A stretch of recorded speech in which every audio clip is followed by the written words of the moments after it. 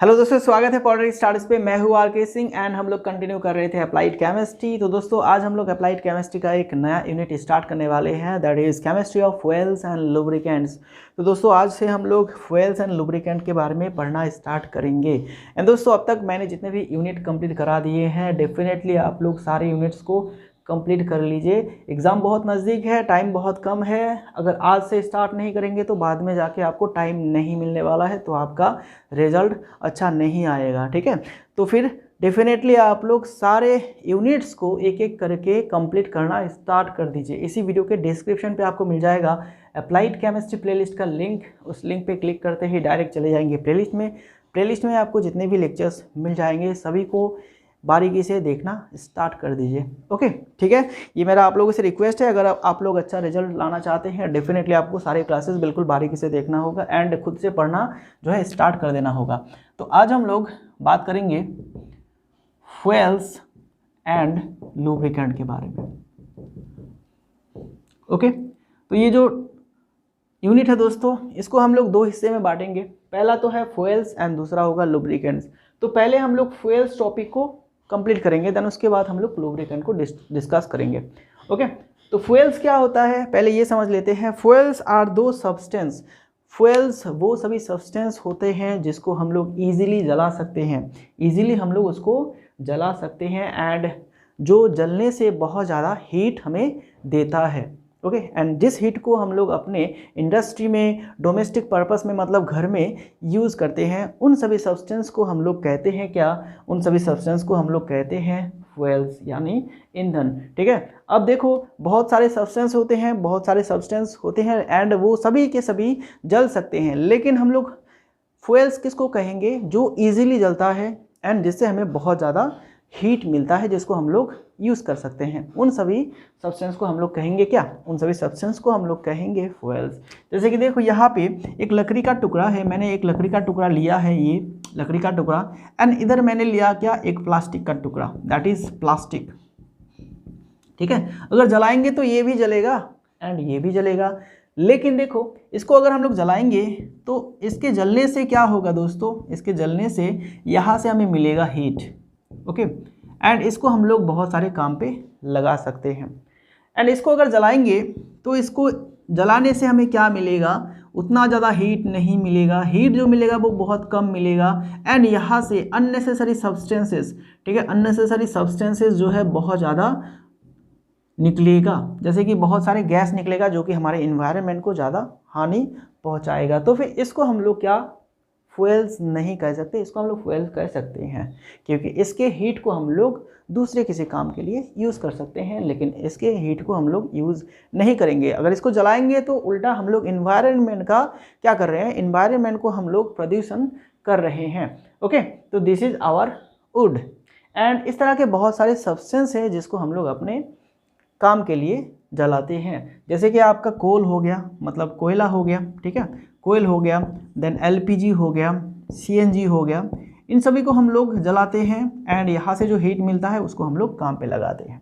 Okay, बात समझ में आया? फ्यूल बहुत ही इजी टॉपिक है, बस एक एक करके समझते जाओ, ठीक है ना। चलो इसका अभी हम लोग डेफिनेशन लिख लेते हैं, देन उसके बाद आइडियल फ्यूल किसे कहेंगे, एक आदर्श ईंधन हम लोग किसे कहेंगे, अच्छा ईंधन हम लोग किसको कहेंगे, उसकी कुछ प्रॉपर्टीज़ देख लेते हैं, क्या क्या प्रॉपर्टीज़ नेसेसरी है फ्यूल के लिए।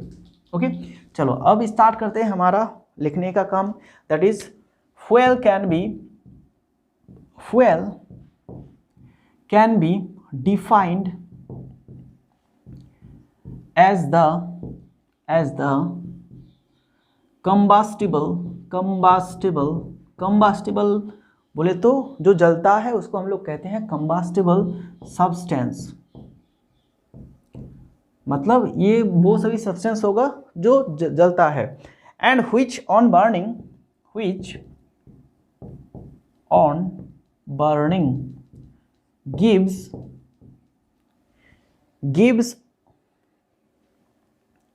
a large amount of heat energy. ठीक है, हीट एनर्जी। अच्छा चलो, हीट एनर्जी ये हो गया। इसका मतलब क्या है? Fuel can be defined as a combustible substance which on burning gives a large amount of heat energy that can be used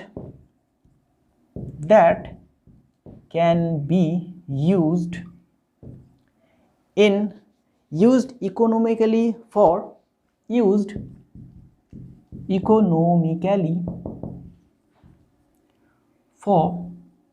domestic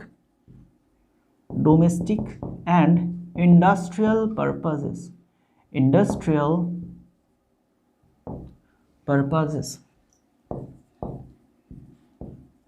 अब इसका अर्थ क्या हो गया? Fuel can be defined as the combustible substance. Fuel को हम लोग एक combustible substance कह सकते हैं, वो सब्सटेंस जो जलता है उसको कंबस्टिबल सब्सटेंस कहते हैं, ठीक है। Which on burning gives a large amount of heat energy, जिसको जलाने से बहुत सारा क्या देता है, हमें बहुत सारा हीट एनर्जी देता है। एंड उस हीट को हम लोग क्या डोमेस्टिक पर्पस में एंड इंडस्ट्रियल पर्पस में यूज़ कर सकते हैं। उसी सब्सटेंस को हम लोग क्या कहेंगे, फ्यूल्स कहेंगे। तो डेफिनेशन जो है फटाफट से लिखिए।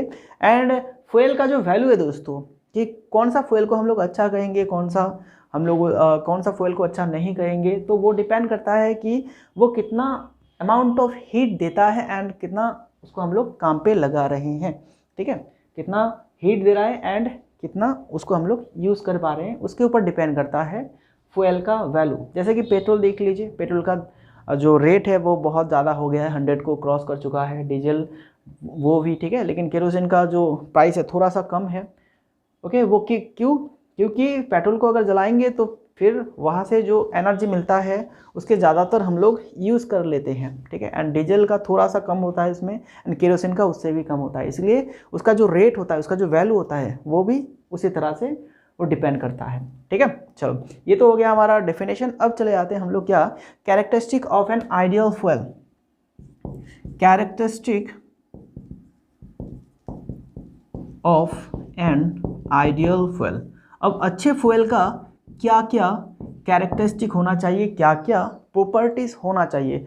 फर्स्ट चीज़ है आपका high calorific value, high calorific value, this is the first characteristic जो कि होना चाहिए फ्यूल में। अब इसका अर्थ क्या है, हाई कैलोरीफिक वैल्यू।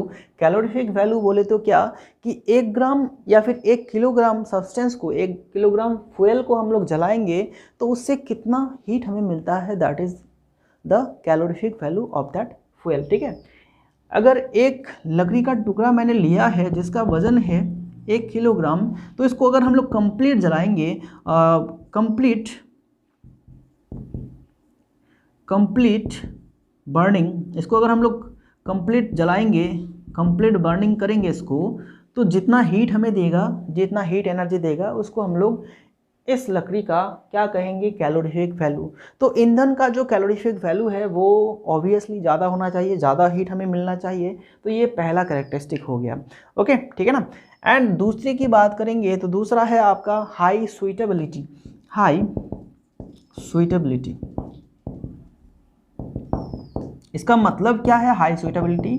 अब जिस ईंधन को हम लोग जलाएंगे वो सुइटेबल होना चाहिए, ठीक है। वो सुइटेबल होना चाहिए, मतलब इजीली वो हमारे काम का होना चाहिए, वो इजीली जलना चाहिए, ओके।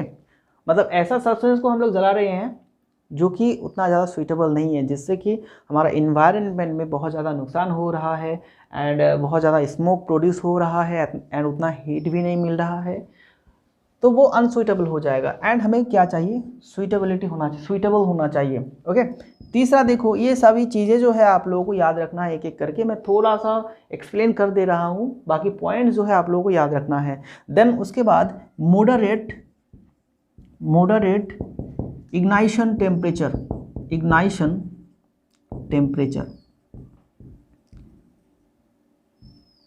ठीक है, मॉडरेट इग्नाइशन टेम्परेचर। अब ये इग्नाइशन टेम्परेचर क्या होता है दोस्तों? इग्नाइशन टेम्परेचर वो टेम्परेचर होता है जिससे पहुंचने के बाद फ्यूल जो है वो जलने लगता है। सपोज देखो, ये मैंने जो 1 किलोग्राम लकड़ी का टुकड़ा लिया है, तो इसका अभी जो टेम्परेचर है, इसका जो तापमात्रा है वो मान लेते हैं आपका है 37 डिग्री सेल्सियस, ठीक है। इसका तापमात्रा अभी क्या है 37 डिग्री सेल्सियस। अब इसको हम लोग देंगे हीट, इधर से हम लोग देंगे हीट देंगे, तो हीट देने से क्या होगा, इसका जो टेम्परेचर है वो बढ़ने लगेगा, ये गर्म होने लगेगा, एंड गर्म होते होते वो लगभग आपका पहुंच गया 80 डिग्री सेल्सियस, ठीक है 80 degree Celsius. And 80 degree Celsius से जब 81 डिग्री सेल्सियस हो रहा है तो यहाँ पे वो जलना स्टार्ट कर रहा है, ठीक है, यहाँ से वो जलना स्टार्ट कर रहा है। 80 डिग्री तक वो ठीक था, ठीक है, वो गर्म हो रहा था लेकिन वो जल नहीं रहा था। जब 81 डिग्री सेल्सियस हो गया तो फिर वो जलना स्टार्ट कर दिया। तो ये जो टेम्परेचर है जिसमें वो जलना स्टार्ट किया, दैट इज़ द इग्नाइशन टेम्परेचर, ठीक है, बात समझ में आया। इग्नाइशन टेम्परेचर किसे कहते हैं, ओके। तो उसका जो टेम्परेचर रहना चाहिए इग्नाइशन का वो मॉडरेट रहना चाहिए, मतलब मीडियम लेवल में रहना चाहिए, ज़्यादा ऊपर भी नहीं, ज़्यादा नीचे भी नहीं, ठीक है। अगर बहुत कम हुआ, मान लेते हैं अगर कोई फ्यूल का इग्नाइशन टेम्परेचर आपका 10 डिग्री सेल्सियस है, 10 डिग्री सेल्सियस है, तो फिर वो इन्वायरमेंट पे अपने आप जलने लगेगा, क्योंकि हमारे पर्यावरण का जो टेम्परेचर है वो लगभग अभी ठंडे के मौसम में 20 डिग्री के आसपास रहता है, ठीक है, 20 डिग्री आसपास रहता है, ओके।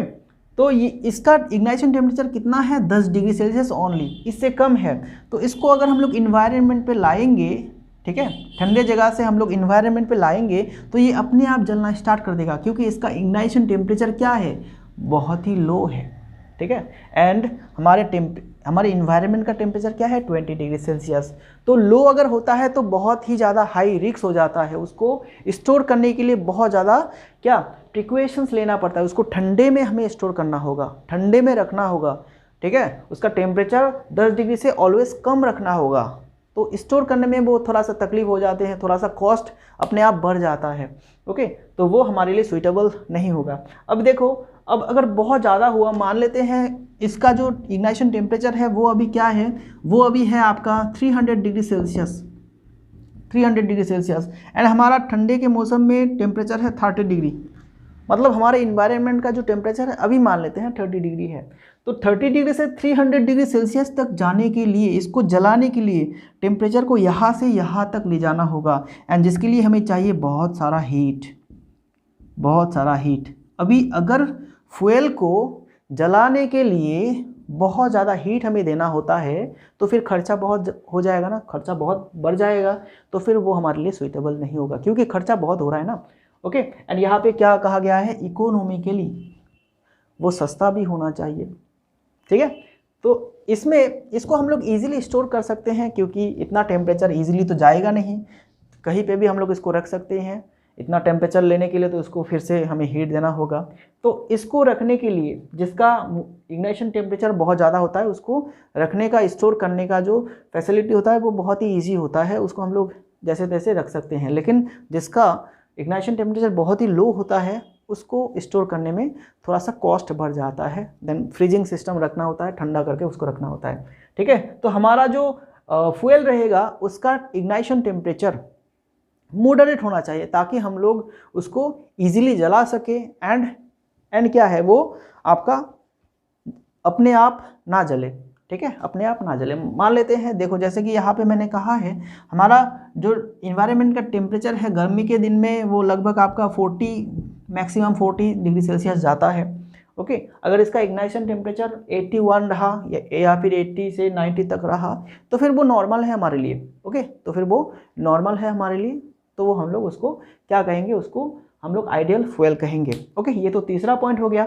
अभी चलो अभी और भी देख लेते हैं क्या क्या बातें हैं, ठीक है। आपको ये सारे बातें जो है ध्यान पे रखना है, एंड बाकी ये सभी चीज़ों को लिखना है, ठीक है, ये सभी चीज़ों को लिखना है। अगर पूछा जाए what are the characteristic of an ideal fuel, तो आपको एक एक बातें लिखना है। एंड इसके अलावा आप लोग इसको थोड़ा सा ना एक्सप्लेन कर सकते हैं, पीछे थोड़ा सा एक्सप्लेन कर सकते हैं कि क्या प्रॉब्लम होगा अगर इसका कैलोरीफिक वैल्यू लो है, क्या प्रॉब्लम होगा वो आप लोग लिख सकते हैं। हाई कैलोरीफिक वैल्यू होने से, कम लकड़ी जलाने से हमें क्या मिल रहा है, कम फ्यूल जलाने से हमें ज़्यादा हीट मिल रहा है, ज़्यादा एनर्जी मिल रहा है। अगर इसका कैलोरीफिक वैल्यू लो होगा तो फिर ज़्यादा हीट एनर्जी लेने के लिए हमें क्या करना होगा, ज़्यादा फ्यूल जलाना होगा, ज़्यादा इंजन जलाना होगा, तो वो हमारे लिए कॉस्टली हो जाएगा, ओके, ठीक है। चलो 3 नंबर हो गया। अभी 4 नंबर देखते हैं। 4 नंबर में क्या है हमारा, low moisture content. Low moisture content. अब ये मॉइस्चर कंटेंट क्या होता है, देखो किसी भी ईंधन में जो पानी रहता है उसमें, ठीक है, उसमें जो पानी रहता है उसको हम लोग मॉइस्चर कहते हैं। अभी देखो एक लकड़ी का टुकड़ा है, वो उसके अंदर बहुत सारा वाटर अभी प्रेजेंट है, ठीक है, बहुत सारा वाटर प्रेजेंट है, वो ठीक तरह से सूखा नहीं है, तो उसको जलाने के लिए क्या ज़्यादा हीट तो देना होगा ना, ज़्यादा हीट देना होगा, एंड इजीली वो जलेगा भी नहीं। अगर यही लकड़ी का टुकड़ा सूखा हो, बिल्कुल सूखा हो, ठीक है, बिल्कुल सूखा हो, थोड़ा सा ही जस्ट इसमें वाटर है, थोड़ा सा वाटर है, तो इसको जलाने में हमें इजी होगा, एंड इसको जलाने के लिए हमें ज़्यादा हीट लगेगा।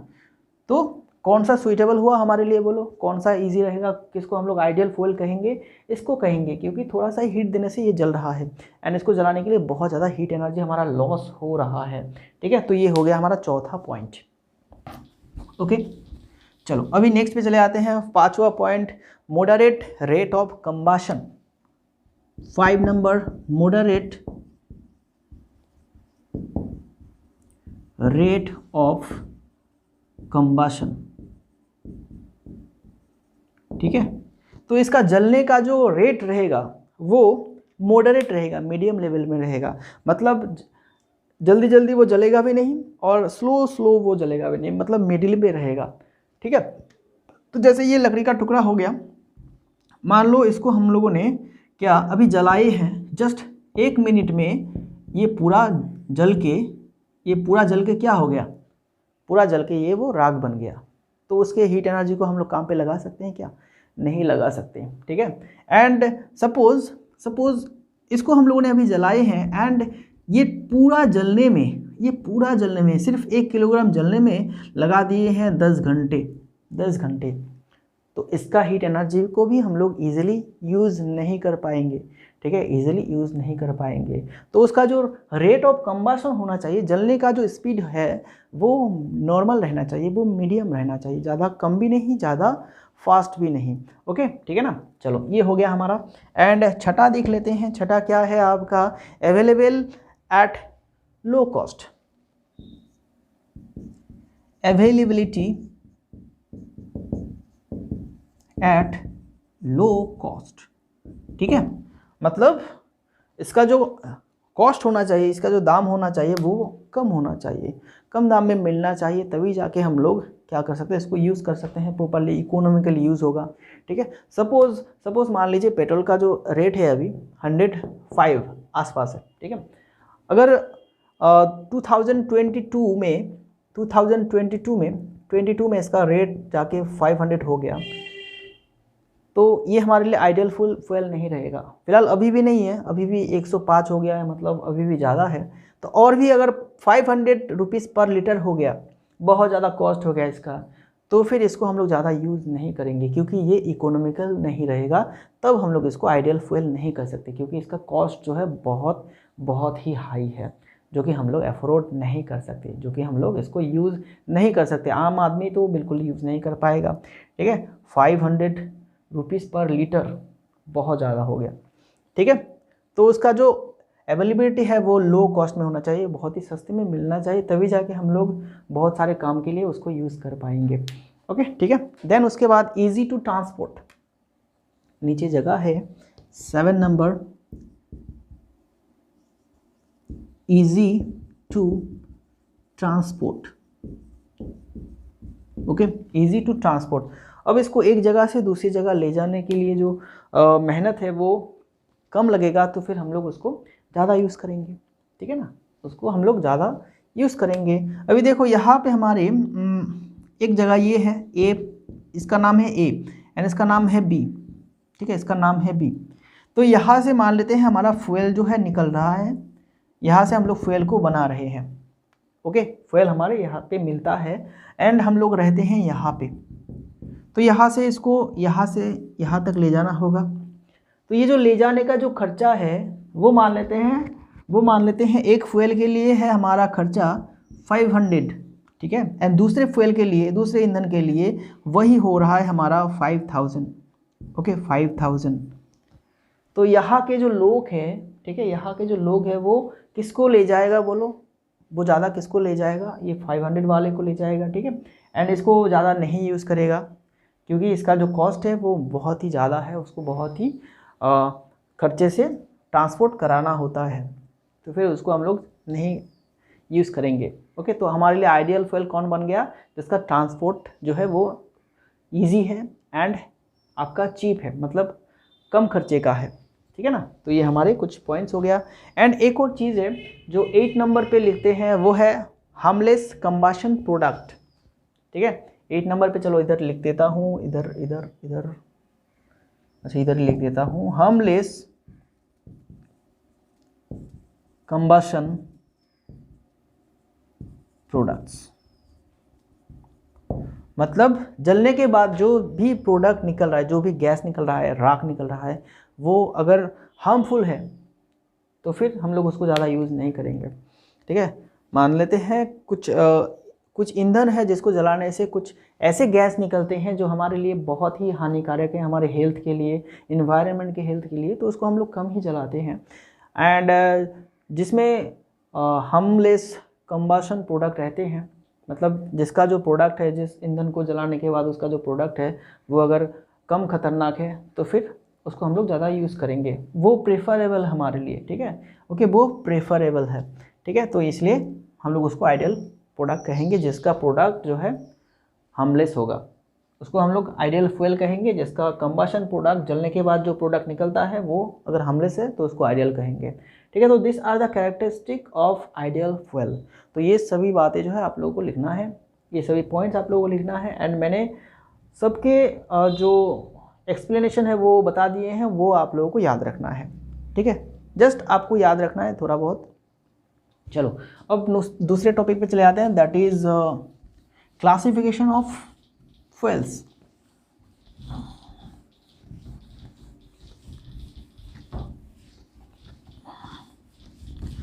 तो हेडिंग लगा लीजिए फटाफट से, क्लासिफिकेशन ऑफ फ्यूल्स।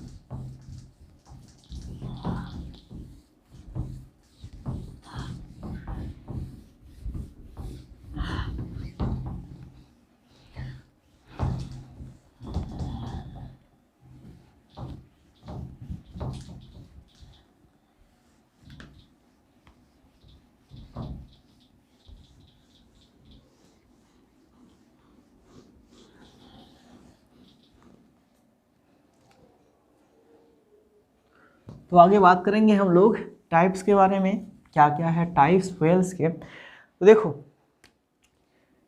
यहाँ पे लिखेंगे classification of fuels, classification of fuels. तो पहले अगर हम लोग इसके बात करेंगे ऑकरेंस के बारे में, मतलब सोर्स कहाँ से जो फ्यूल्स जो है मिल रहा है हमें, उस सोर्स के ऊपर अगर बेस करके हम लोग डिवाइड करेंगे ऑन बेसिस ऑफ सोर्स, तो हमें दो टाइप मिलेगा। एक तो नेचुरल फ्यूल,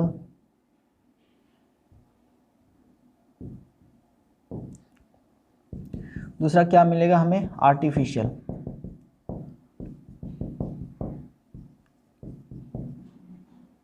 फ्यूल्स, ठीक है, नेचुरल एंड आर्टिफिशियल फ्यूल्स। तो नेचुरल फ्यूल्स किसे कहेंगे, जो फ्यूल्स हमें नेचर से मिलता है, जैसे लकड़ी, ठीक है, लकड़ी हमें कहाँ से मिलता है, नेचर से मिलता है।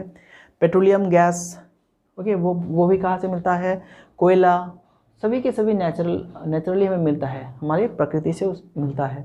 तो उन सभी फ्यूल्स को हम लोग क्या कहेंगे, नेचुरल फ्यूल कहेंगे। एंड आर्टिफिशियल फ्यूल क्या हो गया दोस्तों, जिसको हम लोग क्या करते हैं, बनाते हैं, ठीक है, जिसको हम लोग आर्टिफिशियली बनाते हैं जलाने के लिए, तो वो होता है आर्टिफिशियल फ्यूल्स। ओके, चलो अब इसका डेफिनेशन लिख लेते हैं। Fuels which are found in nature, fuels which are found in nature are called natural fuel, ठीक है, नेचुरल फ्यूल्स। अभी अगर एग्जाम्पल की बात करूँ, एग्जाम्पल्स क्या क्या होगा, कोल, कोयला, लकड़ी, ठीक है, एंड आपका होता है petroleum gas,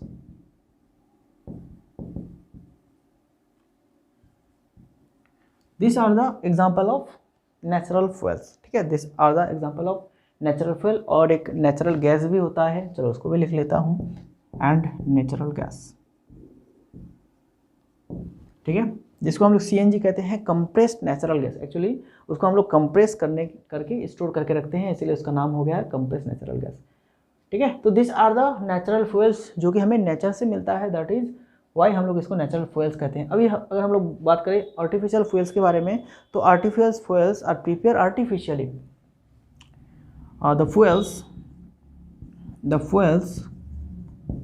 which are prepared artificially, generally from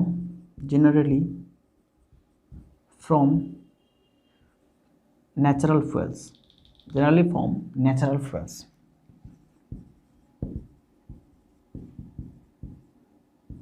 ठीक है। तो जो सभी फ्यूल्स को हम लोग क्या करते हैं, आर्टिफिशियली अपने तरीके से बनाते हैं, जनरली कहाँ से, नेचुरल फ्यूल्स से हम लोग उसको आर्टिफिशियली बनाते हैं, तो वो सभी हो गया आर्टिफिशियल फ्यूल्स। अगर बात करें हम लोग एग्जांपल की, तो एग्जांपल में हमें क्या मिलेगा, पहला तो केरोसिन मिलेगा, केरोसिन, ठीक है, डीजल मिलेगा, पेट्रोलियम मिलेगा, या फिर पेट्रोल कह सकते हैं इसको, कोक मिलेगा। तो this are the artificial fuels, या फिर कोल गैस भी होता है, कोयले से कोयला हमें मिलता है, ठीक है, वहाँ से हम लोग कोल गैस बनाते हैं, कोल गैस। तो this are the artificial fuels जो कि हम लोग अपने हिसाब से बनाते हैं, ओके। जो पेट्रोलियम क्रूड ऑयल मिलता है, जो नीचे से मिलता है, उसको हम लोग क्या करते हैं, वहाँ से हम लोग केरोसिन, डीजल, पेट्रोल, ये सभी चीज़ें बनाते हैं, ओके। तो ये हो गया हमारा पहला classification on basis of source के हिसाब से अगर हम लोग इसको क्लासीफाई करेंगे। अगर हम लोग इसके क्या फिजिकल स्टेट के ऊपर बेस करके बनाएंगे, क्लासीफाई करेंगे on basis of physical state, तो हमें 3 तरह के फ्यूल मिल जाएगा, सॉलिड फ्यूल, ठीक है, and liquid fuel and gaseous fuel. Physical state के ऊपर डिपेंड करके अगर क्लासीफाई करेंगे तो फिर हमें ये 3 क्लासीफाई मिल जाएगा। सॉलिड में हमें क्या मिलता है, कोल मिलता है, कोल, कोक, लकड़ी, ठीक है, ये सभी क्या हो गया, सॉलिड। लिक्विड में अगर बात करें हम लोग पेट्रोल की बात कर सकते हैं, पेट्रोल, केरोसिन, ओके। तो ये हो गया हमारा लिक्विड। एंड गैसियस की बात करें, गैसियस में क्या मिलता है, petroleum gas, natural gas, LPG, then उसके बाद कोल गैस। तो ये सभी है गैसियस फ्यूल जो कि गैस के फॉर्म में होता है। ये सभी फ्यूल क्या है आपका, सॉलिड के फॉर्म में होता है। एंड पेट्रोल, केरोसिन, डीजल, ये सभी क्या है, लिक्विड के फॉर्म में रहता है, तो ये लिक्विड फ्यूल हो गया। एंड गैसियस में petroleum gas, CNG, natural gas, LPG, coal gas, ये सभी गैस के फॉर्म में रहता है, इसलिए ये सभी हो गया गैसियस फ्यूल्स, ठीक है। तो दिस आर द क्लासिफिकेशन। अब मैं आप लोगों को एक टेबल यहाँ पे ड्रॉ करके दिखाने वाला हूँ, तो उस टेबल को आप अच्छी तरह से जो है याद कर लीजिएगा, ठीक है। टेबल को जो है अच्छी तरह से आप लोग याद कर लीजिएगा। चलो टेबल बनाते हैं अभी।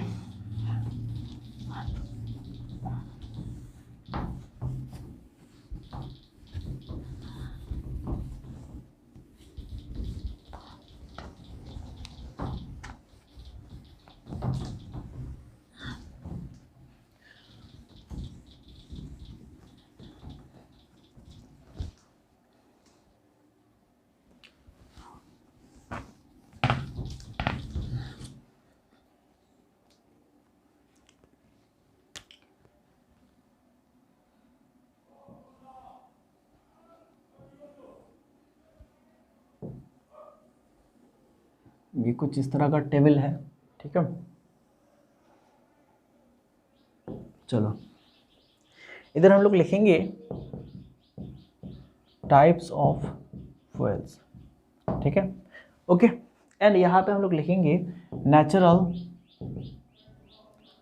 और नेचुरल को हम लोग क्या कहते हैं, प्राइमरी फ्यूल भी कहते हैं, प्राइमरी फ्यूल्स। एंड यहाँ पे लिखेंगे हम लोग आर्टिफिशियल और सेकेंडरी फ्यूल। ओके, ठीक है। तो टाइप्स ऑफ फ्यूल में 3 तरह से क्लासीफाई करेंगे, solid, then liquid and gaseous. ठीक है, तो सॉलिड में क्या क्या मिलेगा, नेचुरली सॉलिड में हमें क्या मिलता है, लकड़ी मिलता है जो कि सॉलिड है एंड उसके साथ साथ वो नेचुरल है। ठीक है, देन उसके बाद पीट मिलता है, पीट, कोल मिलता है। ये कुछ हमारा नेचुरल फ्यूल्स हो गया जो कि एक्चुअली सॉलिड है। ठीक है, एंड और भी मिलता है जैसे कि ये डंग भी होता है। डंग बोले तो क्या दोस्तों, बहुत ही जानी पहचानी चीज़, गोबर देखा होगा आप लोगों ने, गोबर, तो वो भी तो नेचुरली ही मिलता है ना। तो गोबर अगर सूख जाए तो उसको हम लोग तब जलाते हैं। ठीक है, गांव में ज़्यादा चलता है, गाय का जो गोबर होता है उसको सुखा के हम फ्यूल बनाते हैं, तो वो भी नेचुरली मिलता है। तो ये सभी जो हो गया हमारा नेचुरली सॉलिड फ्यूल हो गया। ठीक है, नेचुरली सॉलिड फ्यूल। अब अगर आर्टिफिशियल की बात करें तो हम लोग बनाते हैं क्या, वुड से क्या बनाते हैं हम लोग, कोक बनाते हैं, कोक, देन चारकोल भी बनाते हैं। ये सभी क्या है, चारकोल, कोक, ये सभी हम लोग नेचुरली नहीं बनाते, इसको आर्टिफिशियली हम लोग बनाते हैं, चारकोल। ठीक है, CHARCOAL, चारकोल। तो ये हो गया हमारा सॉलिड के types, not natural and artificial. अब अगर लिक्विड की बात करें तो लिक्विड में हमें क्या मिलता है, क्रूड पेट्रोलियम, क्रूड ऑयल भी इसको कह सकते हैं या फिर क्रूड पेट्रोलियम भी हम उसको कहते हैं, क्रूड पेट्रोलियम। तो लिक्विड के फॉर्म में सिर्फ यही मिलता है हमारा नेचुरली। ओके, एंड यहाँ से हम लोग क्या क्या बनाते हैं बोलो, यहाँ से हम लोग बनाते हैं पेट्रोल, केरोसिन, डीजल। ठीक है, ये सभी बनाते हैं। देन उसके बाद गैसियस में क्या है, गैसियस में क्या मिलता है नेचर से, नेचुरल गैस मिलता है हमें, नेचुरल गैस मिलता है। ओके, ठीक है। देन आर्टिफिशियल अगर हम लोग इस गैस से क्या बनाते हैं, CNG बनाते हैं, देन LPG बनाते हैं, एंड उसके साथ साथ हम लोग कोल गैस बनाते हैं, कोल गैस भी होगा, कोल गैस। ओके, तो ये हो गया हमारा artificial secondary fuel. Okay, and उसके साथ साथ बायोगैस भी हम लोग बनाते हैं। देखो बायोगैस का पहले सिस्टम होता था बायोगैस बनाने का, गांव में जिन लोगों के पास गाय ज़्यादा होते थे तो उसके गोबर से बायोगैस भी बनाया जाता था। ओके, चलो उसको भी लिख लो, बायोगैस, वो भी हम लोग आर्टिफिशियल तरीके से बनाते हैं प्राइमरी फ्यूल से। बायोगैस, वाटर गैस होता है, वाटर गैस, तो ये सभी हम लोग बनाते हैं आर्टिफिशियली।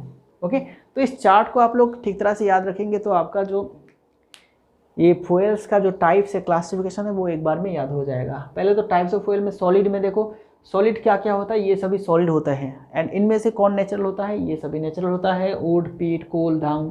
ठीक है, एंड आर्टिफिशियल कौन होता है, कोक एंड चारकोल। तो ये जो लाइन आपको पूरा दिख रहा है ये सॉलिड का लाइन है, मतलब ये सभी फ्यूल के जो है सॉलिड है। देन अगर लिक्विड की बात करें तो लिक्विड में नेचुरली कौन मिलता है, क्रूड पेट्रोलियम। एंड इसको हम लोग डिस्टिलेशन करके जो है पेट्रोल, केरोसिन, डीजल ये बना लेते हैं।